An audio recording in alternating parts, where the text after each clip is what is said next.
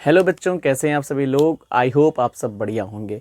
तो बच्चों, हम लोग जो सीरीज़ चला रहे थे class 12th physics important numerical की, जिसमें हम लोगों ने टोटल 72 न्यूमेरिकल कर लिए थे। इसमें कितने पार्ट हुए थे?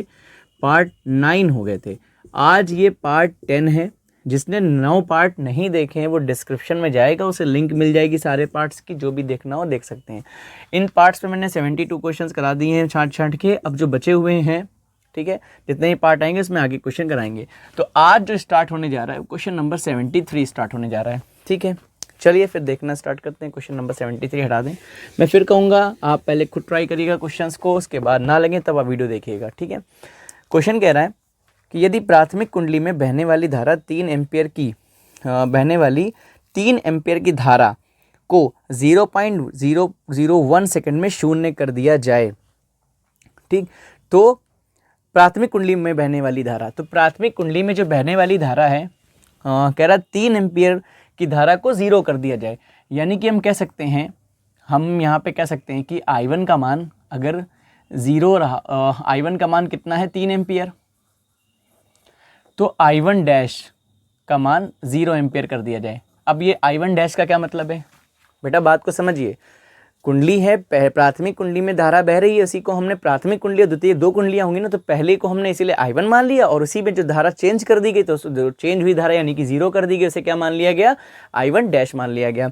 और कितने सेकंड में चेंज कह रहा है?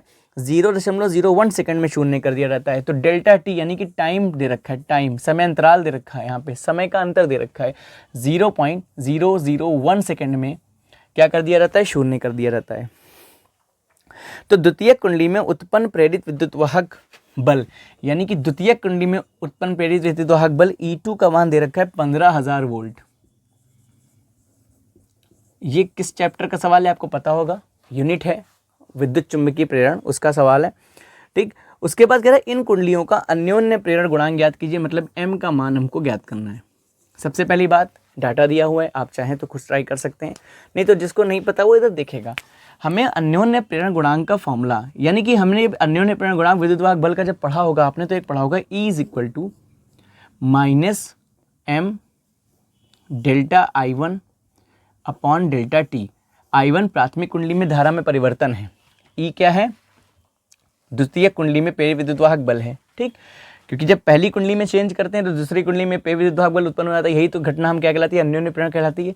यहाँ से हमें M की वैल्यू निकालनी है, तो आप मुझे बताइए M की वैल्यू क्या हो जाएगी? हो जाएगी -E2 डेल्टा टी अपॉन में डेल्टा I1।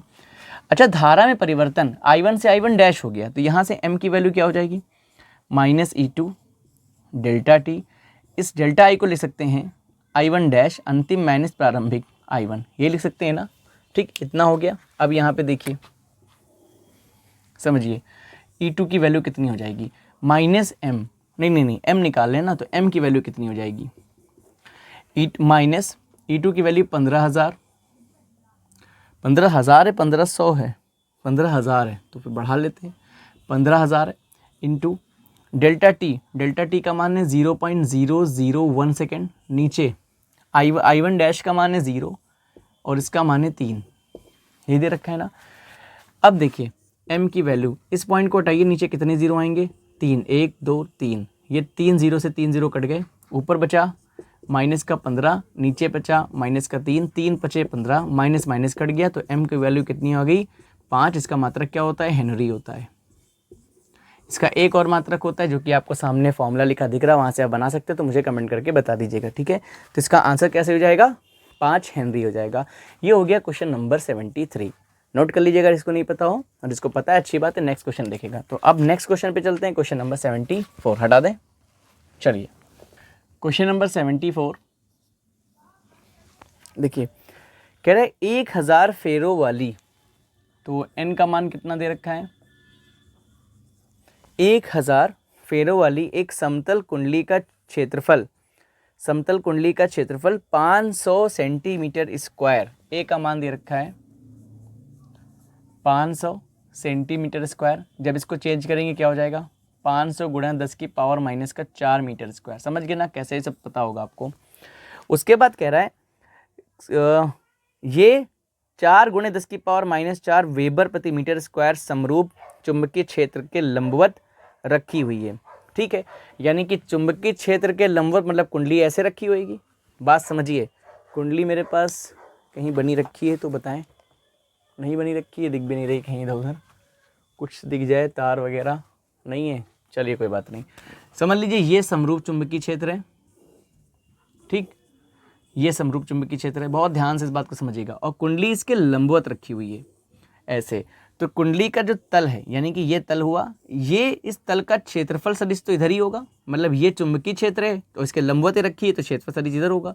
मतलब बी और ए के बीच का एंगल कितना हो गया, थीटा का मान कितना हो गया, 0 डिग्री। बात समझ गए ना, 90 डिग्री मत समझ लीजिएगा, हम ए और बी के बीच का एंगल देखते हैं इस चैप्टर में। ठीक, चलो तो ये हो गया। कह रहा है कितना, समरूप चुंबकीय क्षेत्र के लंबवत रखी है। इसे 0.1 सेकंड में 180 डिग्री से घुमाया जाता है। मतलब कितना घुमा दिया जाता है, 180 डिग्री, यानी कि पूरा का पूरा, अगर इसको हम θ1 मान लें तो पूरा घुमाया जाएगा। θ2 कितना कर दिया जाएगा, 180 डिग्री घुमाया जाएगा। और कितने सेकंड में, 0.1 सेकंड में। डेल्टा टी का मान दे रखा है 0.1 सेकंड में घुमाया जाता है। कह रहा है कि कुंडली में औसत प्रेरित वैद्युत वाहक बल की गणना कीजिए, मतलब ई का मान हमको निकालना है। इतना हमसे कह रहा है क्वेश्चन में। बात समझे कि नहीं समझे? चलिए तो स्टार्ट करते हैं निकालना, हटा दें इसको यहाँ से। ठीक, आपने फैराडे का नियम पढ़ा होगा, E = -n delta phi upon delta T, ये पढ़ा है ना।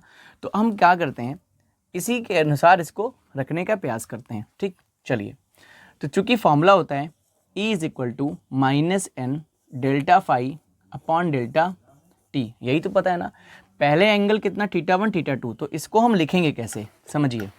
इसको हम लिख सकते हैं E = -n डेल्टा फाई को लिख सकते हैं φ2 - φ1, लिख सकते हैं नहीं लिख सकते हैं, अपॉन डेल्टा टी। अब एक चीज़ और मुझे बताइए, E = -n है, n को ऐसे रहने देते हैं अभी अंदर।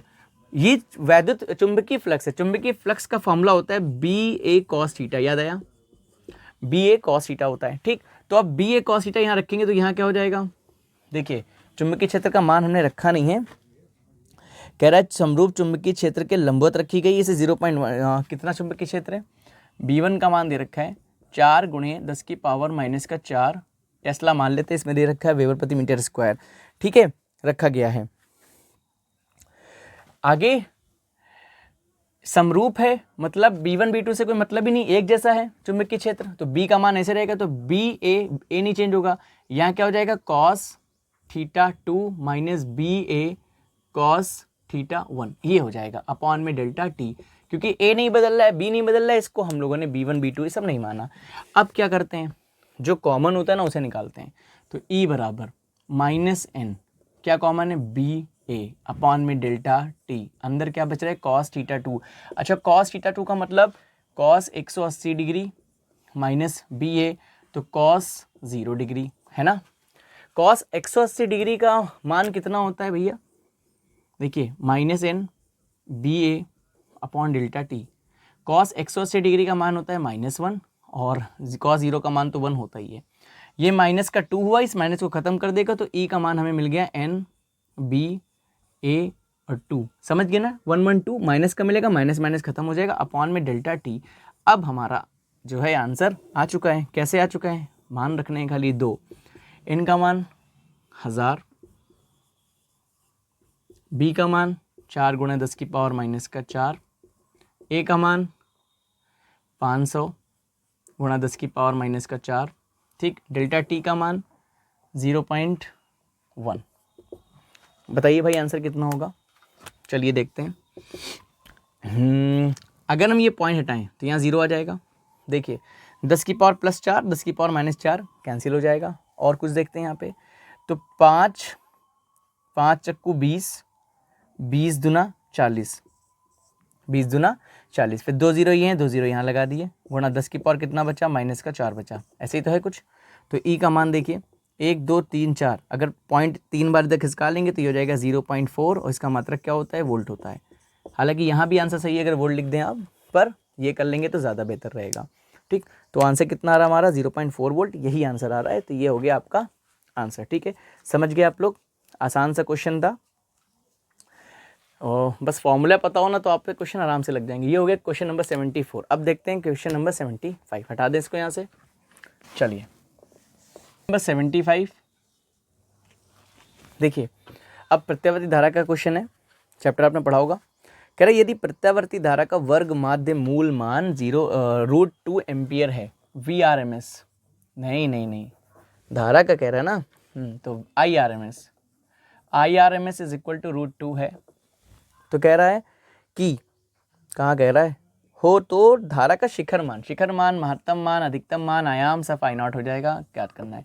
अगर आपने इसका रिलेशन पढ़ा होगा, IRMS इज इक्वल टू क्या होता है, I0 अपॉन √2 होता है। I0 का मान अच्छा नहीं पता है तो I0 का मान हमें निकालना है, क्या हो जाएगा √2 इंटू IRMS हो जाएगा ना। तो √2 इंटू √2 कितना आ गया 2 एम्पियर। बड़ा छोटा सा क्वेश्चन था, आसानी से क्वेश्चन था। ठीक है, सॉल्व कर लिया, नोट कर लीजिएगा। नोट क्या करना है, इसे रह नहीं देते हैं, हटा देते हैं। नेक्स्ट क्वेश्चन देखते हैं, क्वेश्चन नंबर 76। क्वेश्चन नंबर 76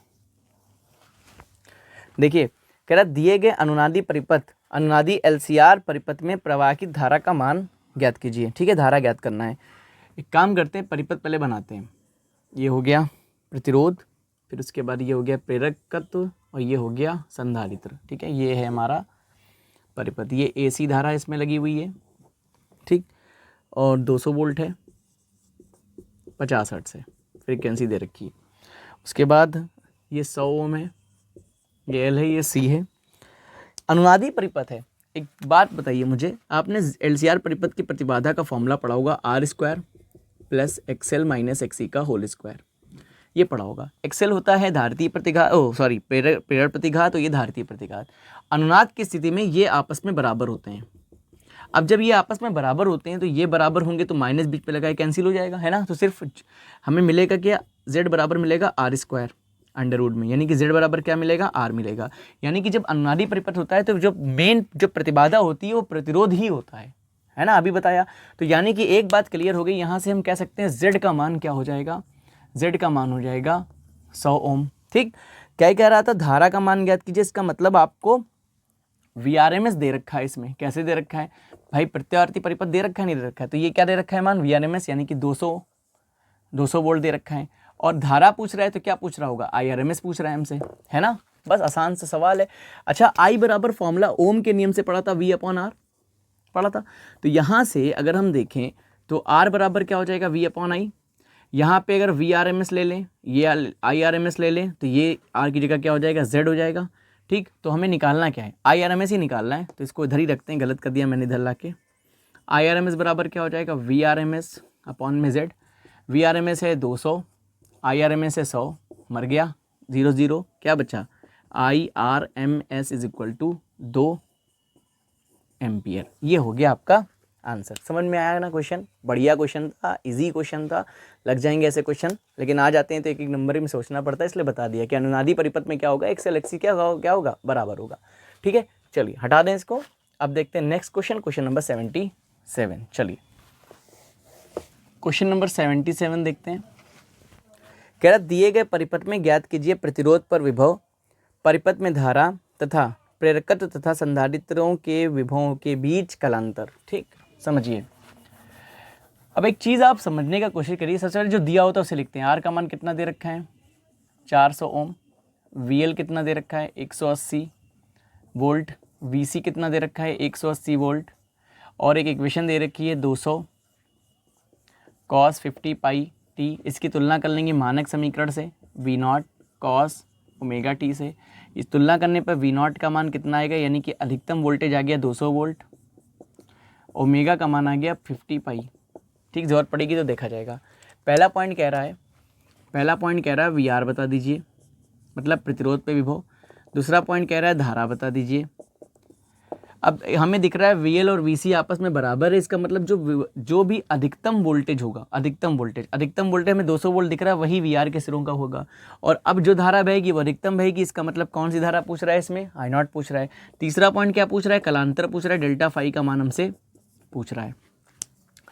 तो देखिए पहला पॉइंट, इसका यूज़ करते हुए हम लोग जानेंगे। जान तो गए कि 200 आंसर होगा कैसे, अगर हम तुल्य विभव निकालें, तुल्य विभव, ठीक है, परिणामी विभव निकाले तो फॉर्मूला क्या होता है, under root V R square plus V L minus V C का होल स्क्वायर, यही होता है ना, समझिए।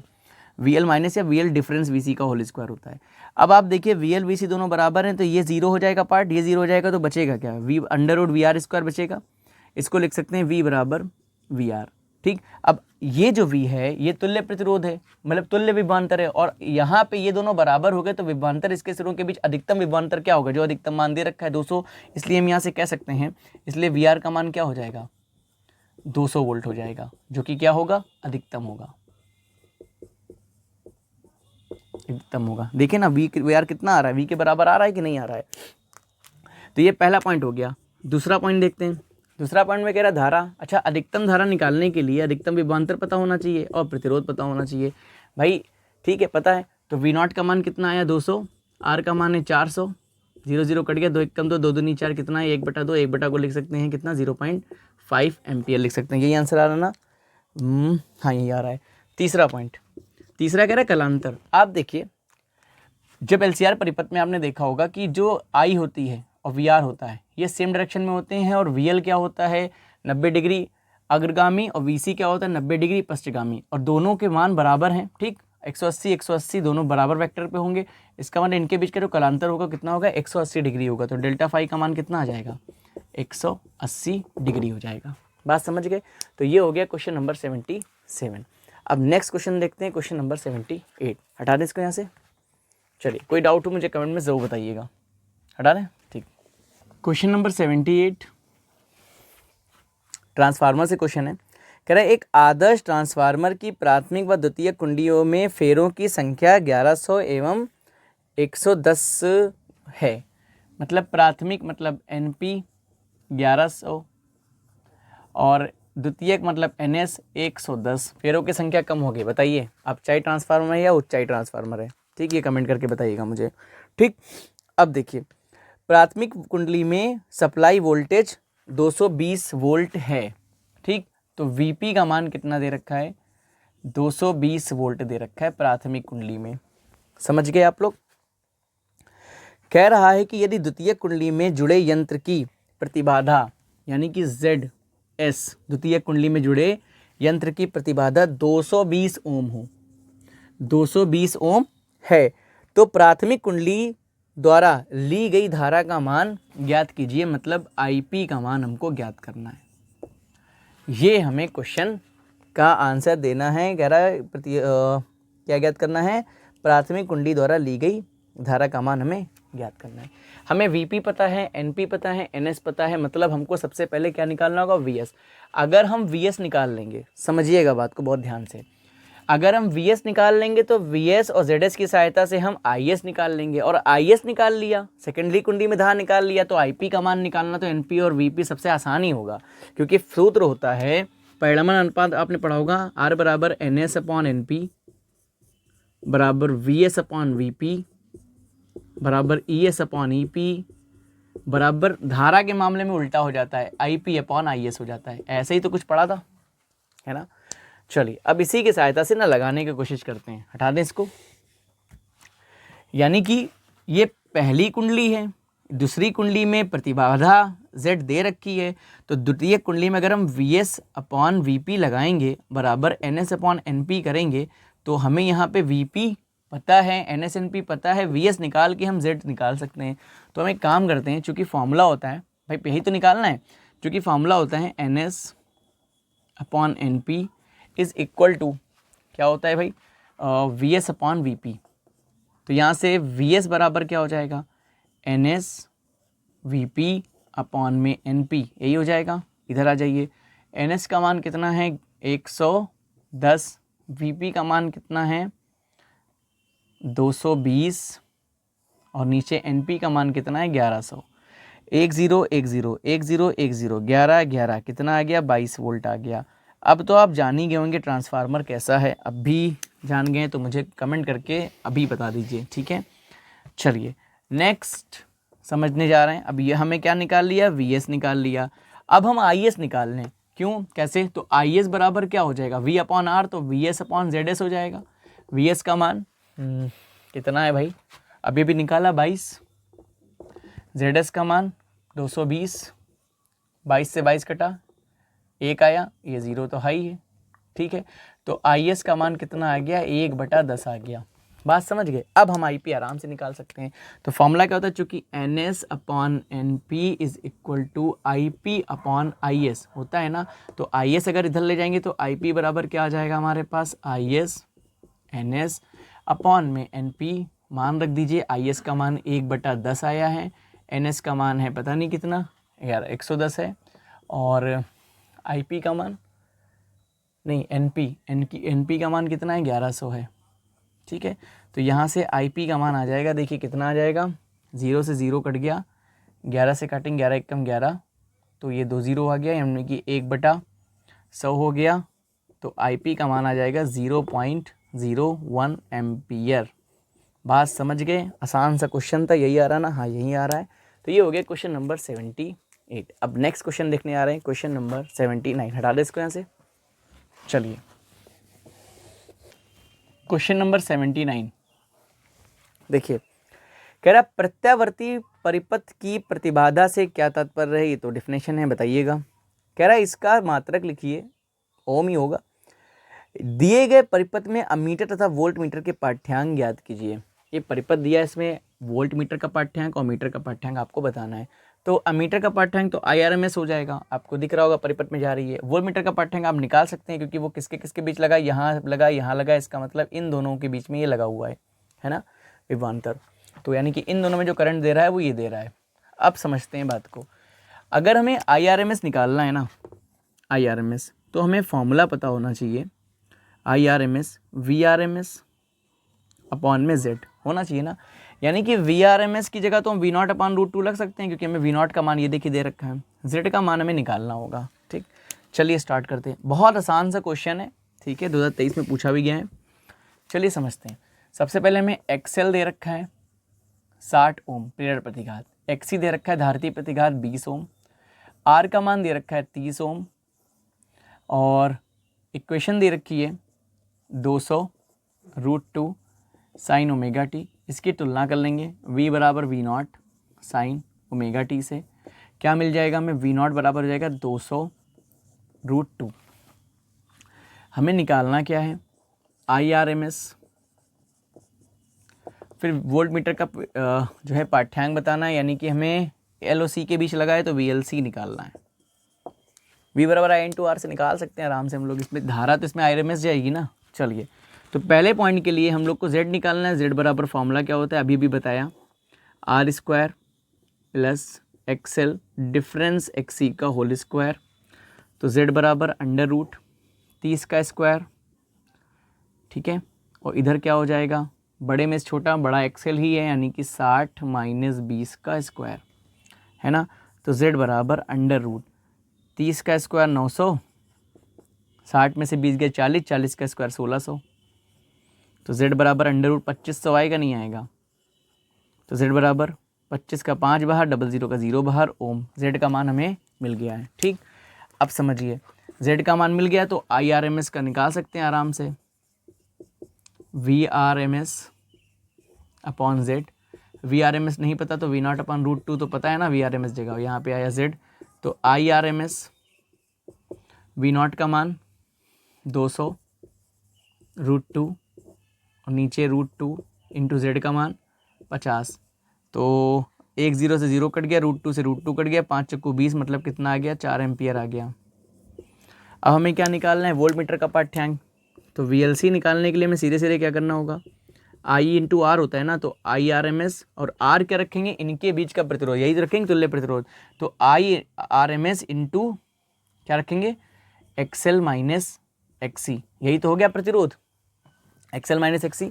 ठीक, अब देखिए, ये हो गया प्रतिरोध, तुल्य प्रतिरोध हो गया इन दोनों के बीच का, ऐसे निकालते हैं। तो IRMS है 4, XL का मान 60 में से 20 गया 40, कितना आ गया, 4 × 16, 140 वोल्ट। ठीक, ये हो गया आपका सेकंड पॉइंट का आंसर। यही दोनों चीज़ें पूछा था, 140 160 वोल्ट और 4 एम्पियर। दोनों मान आ चुके हैं। ये हो गया क्वेश्चन नंबर 79। अब देखते हैं क्वेश्चन नंबर 80। समझ में आ गया? हटा दे इसको। चलिए देखिए, किसी समतल विद्युत चुम्बकीय तरंग की, ये विद्युत चुम्बकीय तरंगों से है क्वेश्चन। किसी समतल विद्युत चुम्बकीय तरंग के वैद्युत क्षेत्र का समीकरण ई वाई दे रखा है। ई वाई बराबर कितना दे रखा है? 60 साइन 500 एक्स माइनस 1.5 इंटू 10 की पावर 11 टी, ये दे रखा है।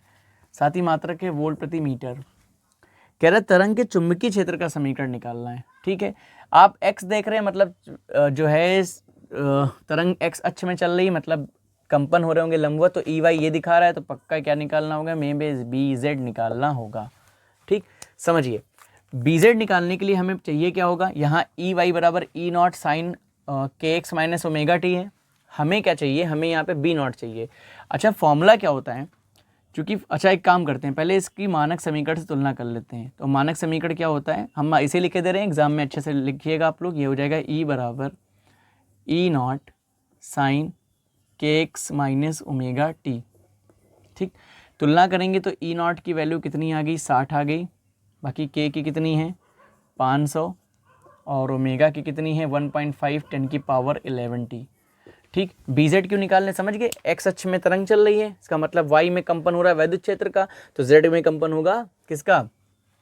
चुंबकीय क्षेत्र का। ठीक है, बहुत बढ़िया तरीके से जो है ये समझाया जाता है। जो आपने पढ़ा होगा कि वैद्युत चुंबकीय तरंग अगर ऐसे जा रही है तो इसमें वैद्युत क्षेत्र और चुंबकीय क्षेत्र के कंपन कैसे होते हैं। ठीक है, देखिएगा, बहुत आप यूट्यूब पे वीडियो डालेंगे, बहुत अच्छी अच्छी वीडियो आपको मिलेंगी। टीचर्स ने बहुत अच्छे से इसको समझाया है। ठीक, चलिए हटा दें? अरे हटा क्यों दें, पहले इसको समझ तो लें। तो अब हमें बी नॉट ही निकालना है, क्योंकि हमें समीकरण चाहिए। ठीक है, तो हम यहाँ लिख लेंगे, क्योंकि चुंबकीय क्षेत्र की समीकरण, क्षेत्र की समीकरण क्या हो जाएगी यहाँ पे? बी बराबर बी जेड बराबर बी नॉट और साइन के एक्स माइनस ओमेगा टी, ये तो हो जाएगा। के पता है, ओमेगा पता है, हमें बी नॉट नहीं पता है ना। ठीक है, तो चूंकि form E not upon B not is equal to होता है सी होता है स्पीड ऑफ लाइट, तो हमें बी नॉट चाहिए। तो बी नॉट बराबर क्या हो जाएगा? ई नॉट अपॉन सी। तो ई नॉट का मान है 60, सी का मान है 3 गुणे 10 की पावर कितना? 8, 3 दूनी 6, 20 हो गया। तो बी नॉट बराबर कितना आ गया? 20 गुणा 10 की पावर माइनस का 8, ऊपर जाएगा नहीं जाएगा? माइनस का 8, एक जीरो इसको दे दीजिए, तो बी नॉट बराबर क्या हो जाएगा? 2 गुणे 10 की पावर माइनस का 7, तो मात्रक क्या हो जाएगा? टेस्ला हो जाएगा। अब बस मिल गया, इसलिए समीकरण हो गया हमारे पास, मिल गया समीकरण, इसलिए समीकरण। तो b बराबर हो जाएगा बी नॉट का मान 2 गुणे 10 की पावर माइनस का 7, और फिर साइन के का मान है कितना? 500, तो 500 एक्स माइनस 1.5 इंटू 10 की पावर 11 टी, ये हो जाएगा। क्या बात समझ में आ गई? बी जेड बराबर, तो ये हो गई आपकी चुंबकीय क्षेत्र की समीकरण।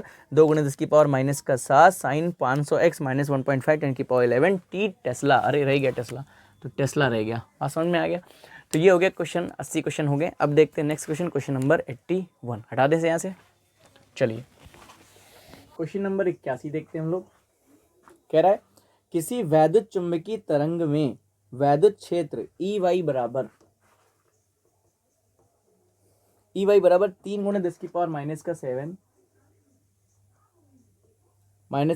साइन 0.5 इन 10 की पावर 3 प्लस 1.5 इंटू 10 की पावर 11 टी। ठीक है, 11 टी वोल्ट प्रति मीटर है। तरंग के तरंगदैर्ध्य का मान तथा चुंबकीय क्षेत्र का समीकरण ज्ञात कीजिए। एक्स दिख गया? नहीं दिखा? एक्स होगा। अरे क्वेश्चन कैसा है ये? एक्स नहीं दे रखा है, होना तो चाहिए भाई। के एक्स प्लस, ये तो ओमेगा टी हो गया, तो ये एक्स होगा। यहाँ पे मिसप्रिंट हो गया, ये एक्स होगा। समीकरण एक्स में है, तो बी वाई बी जेड हमको ज्ञात करना है, ये हमको ज्ञात करना है। चुंबकीय क्षेत्र का समीकरण। और क्या ज्ञात करना, ये तो सेकंड पॉइंट कह रहा है। पहला पॉइंट हमसे पूछ रहा है तरंगदैर्ध्य लैम्डा का मान हमको ज्ञात करना है, यही तो कह रहा है ना। kx माइनस ओमेगा टी होता है, बात समीकरण सही है। थोड़ा यहाँ पे x हमें लग रहा रह गया है, ठीक है, इनसे ध्यान रखिएगा, अभी ये बताते हैं कैसे लगेगा। तो ये हो गया समीकरण, ठीक। लैम्डा का मान हमें ज्ञात करना है और बीजेड का मान ज्ञात करना है, तरंगदैर्ध्य और इसका मान। अच्छा एक चीज़ देखिए, इसकी तो तुलना कर लेते हैं, E बराबर ई नॉट साइन के एक्स प्लस ओमेगा टी से। जैसा समीकरण दिया रखा वैसे ही तुलना करेंगे, माइनस होता तो यहाँ माइनस लिख देते। तो ई नॉट की वैल्यू हमें कितनी मिल गई है, 3 गुणा 10 की पावर माइनस का 7। के की वैल्यू कितनी मिल गई, 0.5 10 की पावर 3। ओमेगा की वैल्यू मिल गई 1.5 इंटू 10 की पावर 11, ठीक, ये हमें दे रखा है। अब हमें पहला पॉइंट तरंगदैर्ध्य निकालना है, तो फर्स्ट पॉइंट निकालेंगे। तो तरंग संख्या होती है के बराबर होता है 2 पाई अपॉन लैम्डा, ये होता है। तो यहाँ से लैम्डा इज इक्वल टू कितना हो जाएगा, omega upon 2 pi upon lambda, सही तो है। तो 2 पाई अपॉन के, ठीक है। तो 2 पाई का मान 3.14 और के का मान है 0.5, 10 की पावर 3 ऊपर जाके क्या हो जाएगा, 10 की पावर माइनस का 3 हो जाएगा। तो लेमडा का मान कितना हो जाएगा, पॉइंट से पॉइंट कट गया, अगर यहाँ 0 बढ़ा देंगे तो 2 चक्कू 8, 2 एकम 2, 2 तियाँ 6 बटे कितना 50 गुणा 10 की पावर माइनस का 3। ये 0 हटा के अगर ऊपर ले जाएंगे तो माइनस का 4 हो जाएगा। अब ज़रा इसको भाग दे लेते हैं, तो 5 एकम 5, कितना बचा 12, 5 दूनी 10, 28, तो 55 25, 3 5 6 का 30 गुणा 10 की पावर माइनस का 4 मीटर। ये हो गया हमारा लैम्डा का मान। इसमें आंसर के इधर 1.26 10 की पावर माइनस 2 दे रखा है, तो ठीक है कोई दिक्कत नहीं, इसको बढ़ा लेते हैं। इधर 1.256 इंटू 10 की पावर माइनस का कितना, 2 बार उठाया तो माइनस का 2 हो गया मीटर। यानी कि लैम्डा का मान यहाँ से क्या हो गया 1.2, 6 है ये 5 है, एक इधर दे देंगे, 1.26 इंटू 10 की पावर कितना हो गया माइनस का 2 मीटर। यहाँ तक भी आंसर सही है, यहाँ तक ले आएंगे तो और भी सही है, ठीक। ये हो गया लैम्डा का मान। अब हमें क्या चाहिए, चुंबकीय क्षेत्र का समीकरण चाहिए, बीजेड निकालना है ना हमें बेटा, तो बी नॉट चाहिए है ना। तो सेकंड पॉइंट निकालते हैं। तो चूंकि ई नॉट अप और बी नॉट समझिए ना, तो यहाँ से अगर हम बी नॉट की वैल्यू देखें तो क्या हो जाएगा, E not upon C. E naught का मान है 0.5 नहीं है, 3 गुणा 10 की पावर माइनस का 7 बटे 3 गुणा 10 की पावर 8, ऐसा दे रखा है ना। तो बी नॉट का मान यहाँ से क्या हो गया, 3 से 3 खत्म, ये ऊपर जाएगा तो हो जाएगा 1 इंटू 3 एकम 3 हुआ ना, 1 इंटू 10 की पावर 8 7 15 माइनस का 15, ठीक। इसलिए चुंबकीय क्षेत्र का समीकरण बीजेड बराबर क्या हो जाएगा, बी नॉट साइन क्या हो जाएगा के एक्स प्लस ओमेगा टी। अब मान रख देंगे और बीजेड का मान हमें आ जाएगा। तो बीजेड बराबर, देखिए बी नॉट का मान कितना है, अभी भी निकाला है, 1 गुणा 10 की पावर माइनस का 15, और इधर देखिए साइन से, ये यहाँ से नहीं होगा, ठीक है, साइन, ठीक। के एक्स, के का मान है 0.5, 10 की पावर कितना 3x प्लस ओमेगा का मान 1.5, 10 की पावर 11 t और टेस्ला। ये आपका समीकरण आ गया। देखिए लेमडा का मान 1.26 10 की पावर माइनस 2 आ गया मीटर में, फिर 10 की पावर माइनस 15 साइन 0.5 इंटू 10 की पावर 3x प्लस 1.5 इंटू 10 की पावर 11 t आ गया। बिल्कुल सटीक आंसर है, आप लोग इसे नोट कर लीजिए। क्वेश्चन नंबर 81, बढ़िया क्वेश्चन था। अब देखते हैं हम लोग नेक्स्ट क्वेश्चन, क्वेश्चन नंबर 82। हटा दे इसको यहाँ से, चलिए नंबर 82 देखिए, कह रहा है एक समतल वैद्युत चुंबकीय तरंग के वैद्युत क्षेत्र सदिश का आयाम ई नॉट बराबर दे रखा है 150 न्यूटन पर कूलाम या वोल्ट प्रति मीटर, ठीक। तथा फ्रीक्वेंसी, फ्रीक्वेंसी कितनी दे रखी है 50 मिलियन हर्ट्ज, ये दे रखा है, ठीक है। तो 50 का मतलब हो जाएगा 10 की पावर, मिलियन का मतलब 10 की पावर 6 हर्ट्ज हो जाएगा, ठीक। ये होगी फ्रीक्वेंसी। कह रहा है ज्ञात कीजिए चुंबकीय क्षेत्र का आयाम। फर्स्ट पॉइंट बी नॉट बता रहा है ज्ञात करने के लिए। सेकेंड पॉइंट ओमेगा बताना है। थर्ड पॉइंट क्या बताना है हमको, थर्ड पॉइंट हमें बताना है लैम्डा का मान, ठीक है। ये चीज़ें हमको बतानी है, ठीक है। क्वेश्चन बहुत आसान है, बस ध्यान रखना है। और एक पूरा क्वेश्चन क्या है, तरंगे वैद्युत क्षेत्र सदिश का आयाम इतना है, आवृत्ति इतनी है, बताना है। तो फर्स्ट पॉइंट बी नॉट बराबर क्या हो जाएगा, देखिए ई नॉट अपॉन सी बता चुके हैं। ई नॉट का मान कितना है 150, सी का मान है 3 × 10 की पावर 8, 3 × 5 = 15, 50 हो गया। ऊपर जाएगा तो बी नॉट का मान कितना हो जाएगा 50 × 10 की पावर -8, एक जीरो वापस कर दीजिए, कैसे ले लो भैया, तो हो जाएगा 5 × 10 की पावर -7 टेस्ला। ये हो गया पहला आंसर, ठीक है। आंसर इतना आ रहा है पर हमने और सही कर दिया, यहाँ तक आ गया है, ठीक है। चलिए तो अब देखते हैं कोणीय आवृत्ति, ठीक है, यानी कोणीय वेग, कोणीय आवृत्ति पूछ रहा है हमसे। ओमेगा बराबर फॉर्मूला होता है 2πf, ये आपने पढ़ा होगा प्रतिवर्ती धारा में। वहाँ फ्रीक्वेंसी f थी, यहाँ फ्रीक्वेंसी क्या है न्यू है, तो न्यू रख देंगे। तो 2 × 3.14 इंटू न्यू का मान कितना है 50 × 10 की पावर 6, तो कितना हो गया यहाँ से, ये पॉइंट आइए नीचे 2 0 बढ़ जाएगा, 50 दूना 100, 2 से 2 कैंसिल। तो ओमेगा का मान हमें कितना मिल गया है, ओमेगा का मान मिल गया हमको 314 × 10 की पावर 6, ठीक है। 314 × 10 की पावर 6। आंसर कैसा आ रहा है, आंसर आ रहा है यही रेडियन प्रति सेकेंड, इतना ही आ रहा है। आप चाहें तो पॉइंट घटा के यहाँ पे 8 भी कर सकते हैं, ठीक है। इतना ही आंसर आ रहा है, तो इतने छोड़ते हैं। तरंगदैर्घ्य पूछ रहा है, एक फॉर्मूला पढ़ा होगा आपने, v = न्यू लेमडा, यही था ना, v बराबर एन लेमडा, हाँ ठीक है, v = न्यू लेमडा पढ़ा होगा। v यहाँ पे क्या था चाल की, लेकिन यहाँ पे हम किसकी चाल लेंगे, प्रकाश की चाल से संचरित होती है तरंगे, तो c का मान ले लिया, ठीक है। कोई चाल दे नहीं रखा है तो c कर लेंगे। तो यहाँ से न्यू बराबर क्या हो जाए, लेमडा पूछ रहे हैं ना, तो लेमडा = कितना हो जाएगा c/λ, c का मान 3 × 10 की पावर 8। लेमडा अगर कोई माध्यम में मान लीजिए प्रकाश का वेग दे रखा होता है, या जो भी ये तरंग चल रही इसका वेग दे रखा होता, तो v रख देते हैं यहाँ पे। लेमडा का मान कितना आया है, कहीं पे आया है क्या, नहीं, लेमडा ही तो निकालना है, तो यहाँ न्यू रखेंगे। न्यू का मान है 50 × 10 की पावर 6, तो लेमडा की वैल्यू कितनी होगी, नहीं पता, क्यों नहीं पता। इससे एक काम करते हैं, 2 0 उधार ले लेते हैं, तो ऊपर 10 की पावर 6 बचा, नीचे कितना है 50 × 10 की पावर 6।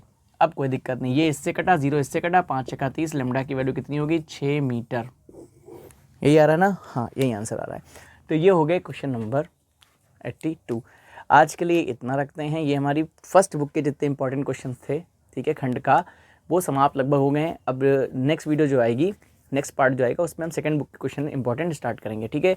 तो ये पार्ट कौन सा था, ये पार्ट नंबर 10 था। इससे पहले के जो 9 पार्ट हो चुके हैं वो आप ज़रूर देख लीजिएगा, डिस्क्रिप्शन में लिंक मैं दे दूंगा। वीडियो अच्छी लगे तो लाइक कर दिएगा, चैनल को सब्सक्राइब करिएगा, अपने दोस्तों में शेयर ज़रूर करिएगा। अब मिलते हैं नेक्स्ट वीडियो में, थैंक यू सो मच।